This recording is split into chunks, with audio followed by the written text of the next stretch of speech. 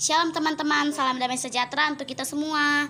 Lion Kids Philadelphia, Light of the Nation Kids, berakar dalam firman, bertumbuh dalam iman, berbuah untuk Tuhan dan menjadi berkat. Haleluya. Sebelum kita membaca firman Tuhan, mari kita berdoa. Tuhan Yesus, terima kasih buat hari ini. Tuhan Yesus, kami mau baca firman-Mu, berkati firman-Mu, berkati kami, berkati semua yang mendengarkan firman-Mu. Dalam nama Yesus kami berdoa, haleluya, amin.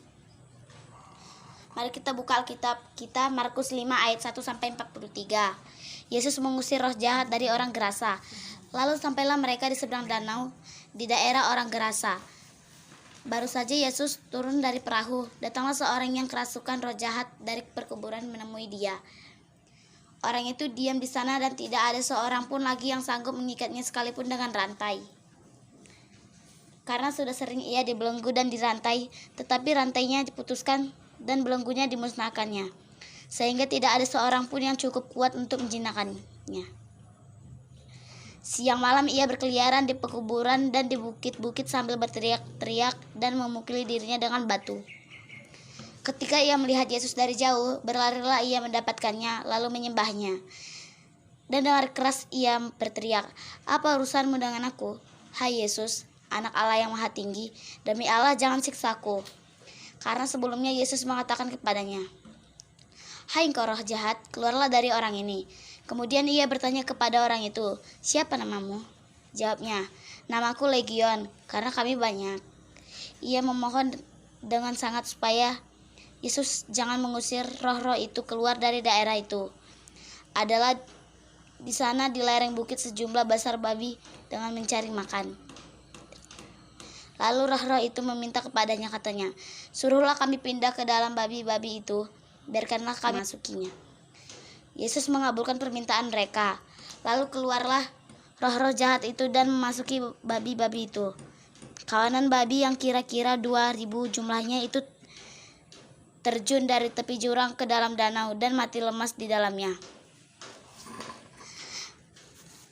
Maka larilah penjaga-penjaga babi itu dan menceritakan hal itu di kota dan di kampung-kampung sekitarnya.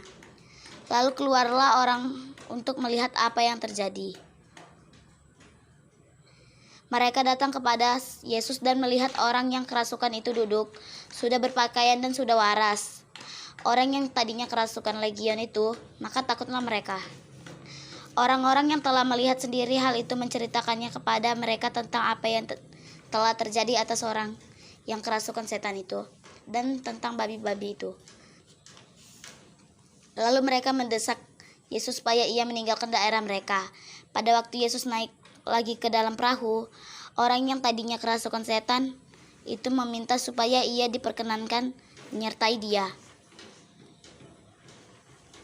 Yesus tidak memperkenankannya, tetapi ia berkata kepada orang itu, "Pulanglah ke rumahmu, kepada orang-orang sekampungmu, dan beritahukanlah kepada mereka segala sesuatu yang telah diperbuat oleh Tuhan atasmu, dan bagaimana ia telah mengasihi engkau."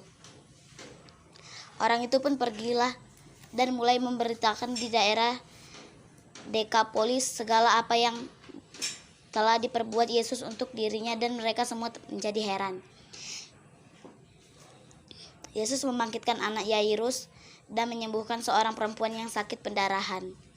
Sesudah Yesus menyeberang lagi dengan perahu, orang banyak berbondong-bondong datang lalu mengerumuni dia. Sedang ia berada di tepi danau, datanglah seorang kepala rumah ibadat yang bernama Yairus. Ketika ia melihat Yesus, bersungkurlah ia di depan kakinya dan memohon dengan sangat kepadanya, "Anakku perempuan sedang sakit, hampir mati. Datanglah kiranya dan letakkanlah tanganmu atasnya, supaya ia selamat dan tetap hidup." Lalu pergilah Yesus dengan orang itu. Orang banyak berbondong-bondong mengikuti dia dan berdesak-desakan di dekatnya. Adalah di situ seorang perempuan yang sudah 12 tahun lamanya menderita pendarahan. Ia telah berulang-ulang diobati oleh berbagai tabib, sehingga telah dihabiskannya semua yang ada padanya. Namun sama sekali tidak ada faedahnya, malah sebaliknya keadaannya makin memburuk. Dia sudah mendengar berita-berita tentang Yesus, maka di tengah-tengah orang banyak itu ia mendekati Yesus dari belakang dan menjamah jubahnya. Sebab katanya, asal ku jangan saja usap jubahnya, aku akan sembuh. Seketika itu juga berhentilah pendarahannya dan ia merasa bahwa badannya sudah sembuh dari penyakitnya. Pada ketika itu juga Yesus mengetahui bahwa ada tenaga yang keluar dari dirinya. Lalu ia berpaling di tengah orang banyak dan bertanya, Siapa yang menjamah jubahku? Murid-muridnya menjawab, Engkau melihat bagaimana orang-orang ini berdesak-desakan dekatmu, dan engkau bertanya, Siapa yang menjamah aku?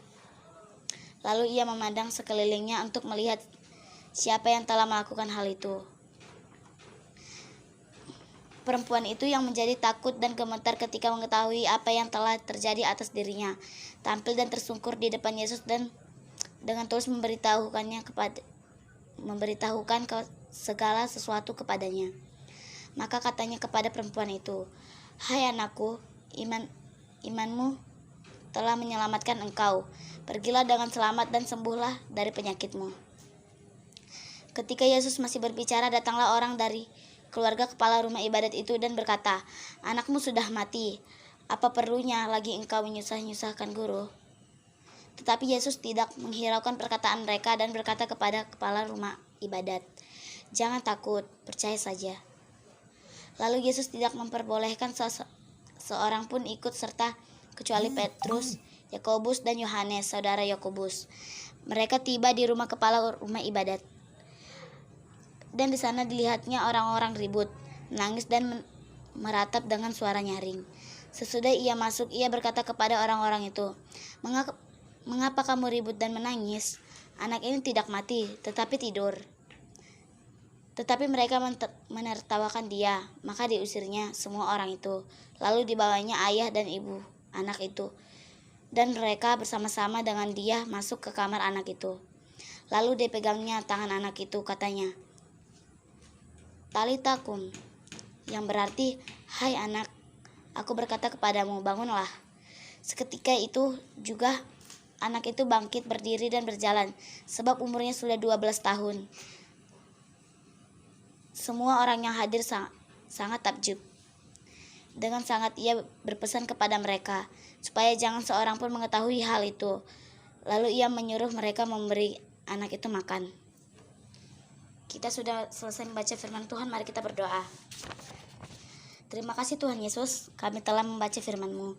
Tuhan, setiap firman yang telah kami baca biarlah tersimpan di dalam hati kami dan lakukan di dalam kehidupan kami.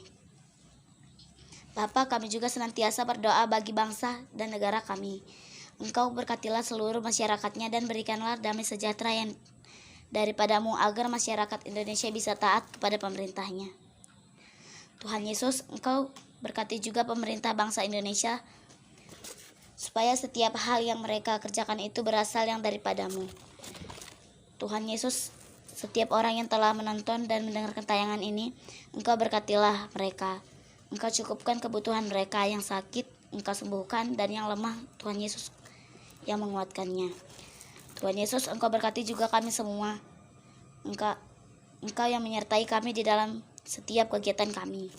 Bapa, inilah doa dan ucapan syukur kami. Di dalam nama anak-Mu Tuhan Yesus Kristus kami berdoa. Amin. Kita sudah selesai membaca firman Tuhan pada hari ini. Sampai jumpa. Tuhan Yesus memberkati. Bye.